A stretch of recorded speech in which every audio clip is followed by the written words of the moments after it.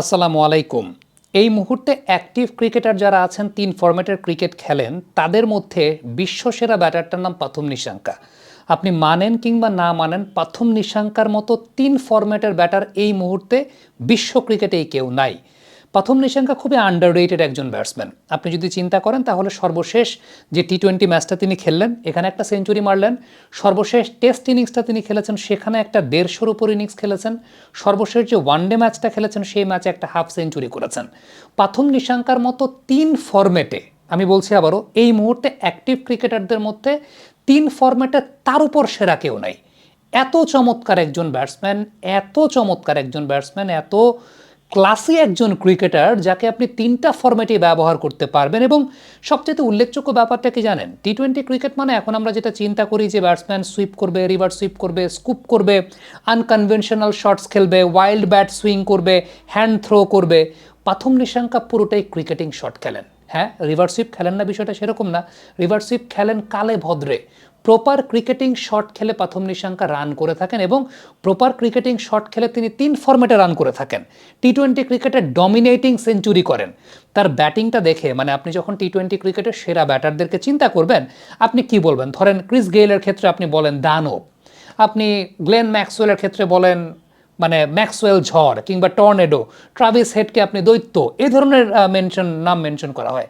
কিন্তু পাথুম নিশাঙ্কা এমন একজন ব্যাটার যাকে পুরোটাই আপনি বলবেন শিল্পকর্ম। ঠিক যেমনটা আপনি বিরাট কোহলির ক্ষেত্রে বলতেন, বিরাট কোহলি যে সময়টায় টি-20 ক্রিকেট খেলতেন, ডেফিনেটলি শিল্পকর্ম। পাথুম নিশাঙ্কা সেই টাইপের একজন ক্রিকেটার। পাথুম নিশাঙ্কা একদম ৩টা ফরম্যাটে একদম সমভাবে উপযোগী হওয়ার মতো একজন ক্রিকেটার। সবচেয়ে ইম্পর্টেন্ট ব্যাপারটা হচ্ছে, মানে হার্ড হ্যান্ডে ব্যাটিং করেন না। আউটসাইড এজ, ইনসাইড এজ খুব কম হয়। আমি পাথুম নিশাঙ্কাকে খুব কম আউটসাইড এজ, ইনসাইড এজ হতে দেখেছি, কারণ খুব সফট হ্যান্ডে তিনি ব্যাটিং করে থাকেন। আমি পাথুম নিশাঙ্কার একটা শট মেনশন করতে চাই। সেই শটটা জায়গা থেকে সরে রুম বানিয়ে পাথুম নিশাঙ্কা কাট করলেন, ডিপ ব্যাকওয়ার্ড পয়েন্ট অঞ্চল দিয়ে শটটা গেল। কমেন্টেটর বলছিলেন যে মানে এটা ক্লাস, পিওর ক্লাস, ব্যালেন্স, মানে সরে গিয়ে ব্যালেন্স প্রডিউস করা। অ্যাডাম জাম্পার একটা গুগলিতে তিনি সুইপ করলেন। এই গুগলিতে সুইপটা মানে ম্যাক্সিমাম ব্যাটার যেটা করবে সেটা হচ্ছে গুগলিটা রিড করতে পারবে না।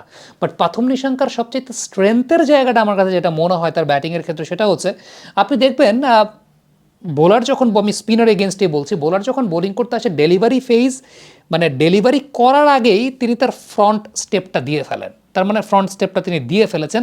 হি is very much prepare to play his shots. যেখানেই অন্যায় অনিয়ম, সেখানেই চলুক প্রতিবাদ। অ্যাটম খাও, চাপার জোর বাড়াও।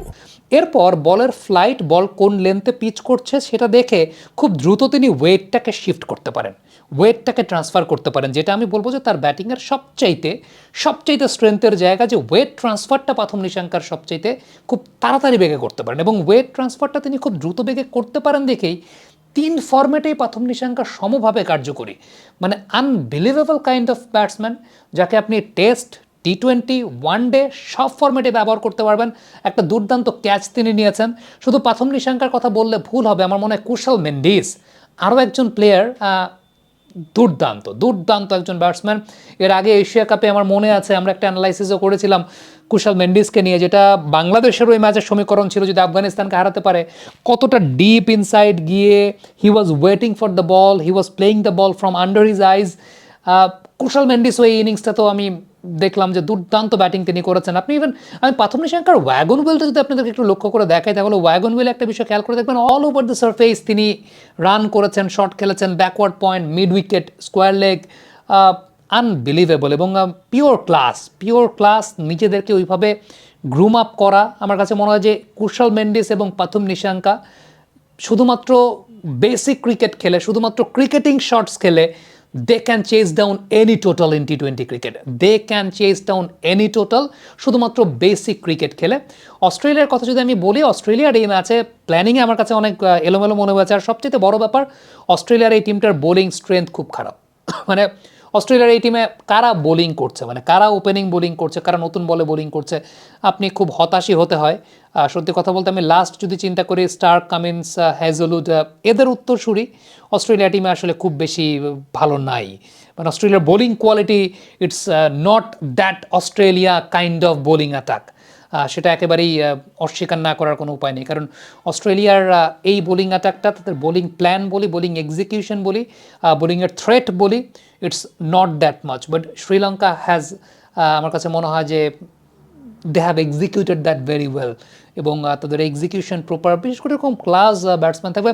রাতনায়কে নিয়ে একটা ছোট্ট কথা বলি, সেটা হচ্ছে রাতনায়কে খুব weird kind of batting, bat ধরার স্টাইল। আপনি দেখবেন একদম নিচে থেকে তিনি ব্যাট ধরেন, একদম নিচে থেকে তারপর উপরে উঠান।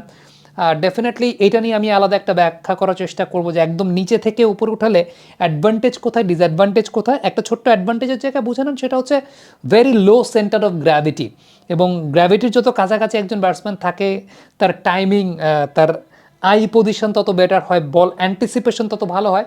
বাট এটা নিয়ে বিস্তারিত ব্যাখ্যা আমি করব। রাতনায়কের ব্যাটিংটাও আজকে বেশ ভালো ছিল, বেশ ভালো ব্যাট সুইং তিনি করেছেন।